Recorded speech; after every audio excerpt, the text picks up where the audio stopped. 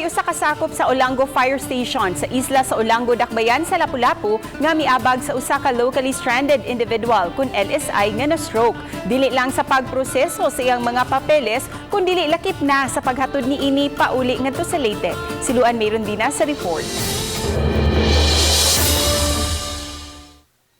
Kini ang barong-barong nga gipuy-an ni Tessie Tablo, 58 anyos. Lumad siyang taga Hilongos, Leyte, apan dinhi sa Sugbo nanimpad. Apan atul sa pandemic, nawadan siya og panginabuhian ug nakasinati og acute ischemic stroke.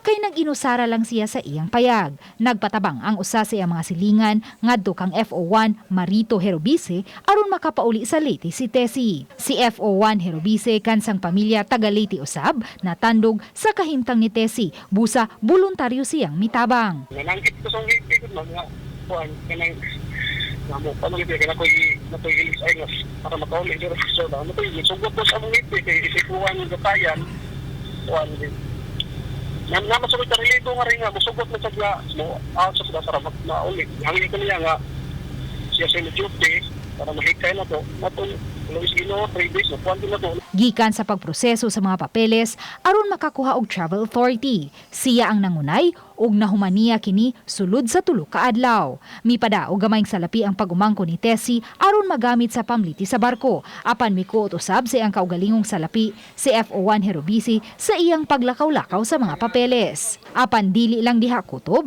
kay dihang may travel authority na si Tessie. Iya kining gikarga pasakay sa barko niadtong Agosto 12 hangtod naabot kini sa Hilongos, Leyte sa sayong buntag sa Agosto 13. Kung pagbuot sa Ginoo gumatak lang ya mamo ito paano nga pero paano ka na nagamping na naman bisag kwan ko tuskot wala ta ko pipiang ako is mask lang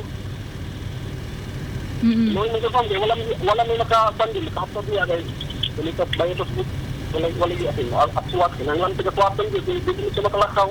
Busa, dako ang pasalamat sa mga kabanay ni Tessie sa iyang gibuhat. Nagpasalamat kog dako labaw sa Ginoo ug sa kadto ni Kuan Marnito Hirobisi ay natabangan niya ang akong iyaan. Ang 30 anyos nga si FO1 Herobise tulo ka tuig ng sakop sa BFP ug na destino sa Olango Fire Station.